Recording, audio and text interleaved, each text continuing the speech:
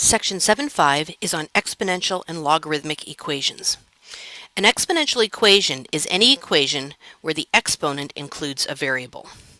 If both sides of the equation can be written with the same base, do that, write them with the same base, and solve by setting the exponents equal to each other. If the two sides of the equation cannot be written with the same base, take the logarithm of each side and then solve for x. Let's take a look at an example of each of those situations.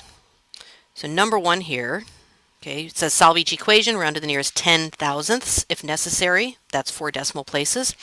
We have 256 raised to the power of 2x is equal to 64.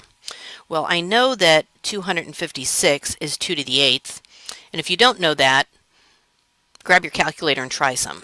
But you should recognize that 256 is 2 to some power. So that's 2 to the 8th raised to the 2x power is equal to, and 64 can be written as 2 to the 6th. So this is the same as 2 to the 16x is equal to 2 to the 6th. And now because the bases are the same, I can just pull off the exponents and make those equal to each other. It's not really canceling, it's just making the exponents equal to each other. And dividing both sides by 16 and simplifying, I have x equals 3/8.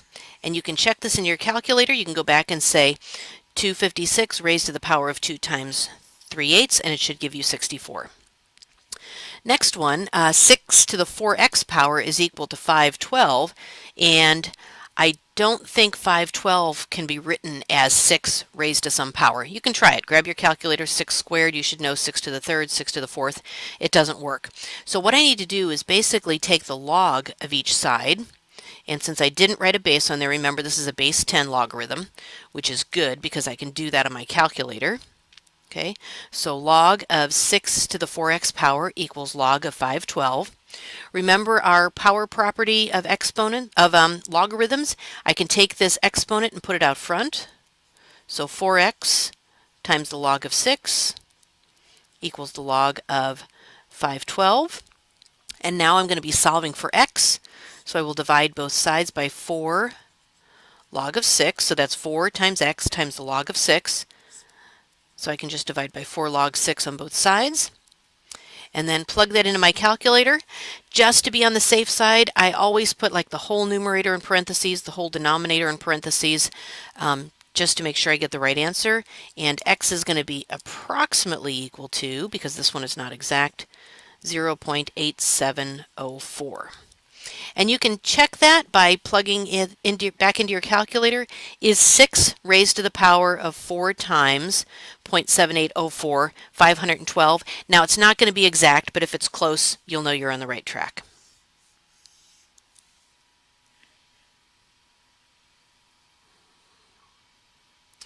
A logarithmic equation is an equation that contains one or more logarithms that involve a variable. To solve this, we're going to use the properties of logarithms to rewrite the equation with only one log in it. Then we're going to turn the equation into an exponential equation and solve. So here's a couple examples. I have log of 5x plus 2 is equal to 2. This only has one log. So remember that this is really log base 10 of 5x plus 2 is equal to 2. So I'm going to rewrite this as an exponential equation. So that means 10 to the second power is equal to 5x plus 2. So 10 to the second power is 100. And subtracting 2 gives me 98 is equal to 5x. And x is equal to 19.6. Now to check this, what I would do is plug that back into the original equation. So is log of 5 times 19.6 plus 2 equal to 2? And that would be the log of, when I simplify that, it turns out to be 100. Is that equal to 2? Indeed it is. Log base 10 of 100 is 2 because 10 to the second power is 100. So x is equal to 19.6. Second example here is log of 2x squared minus log of 5 equals 1. So I want to rewrite this so that there's only one logarithm in there. So since this is subtraction, I can turn it into division. So log of 2x squared over 5 is equal to 1. And remember, this is a base 10 logarithm, so I can say 10 to the 1, or just 10, is equal to 2x squared over 5. And now I have an equation I can solve, multiplying both sides by 5, dividing both sides by 2, and then taking the square root of each side. X is equal to a positive or a negative 5. Now I need to check that. So in order to check that, I'm going to say, is log of 2 times 5 squared minus log of 5 equal to 1?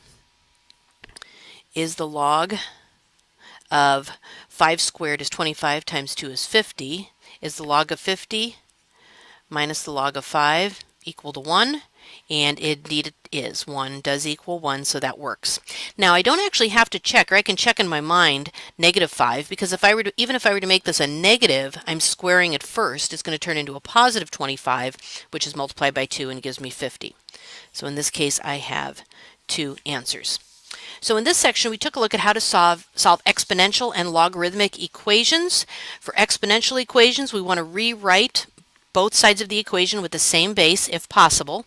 If not, we're going to take the log of each side and then solve.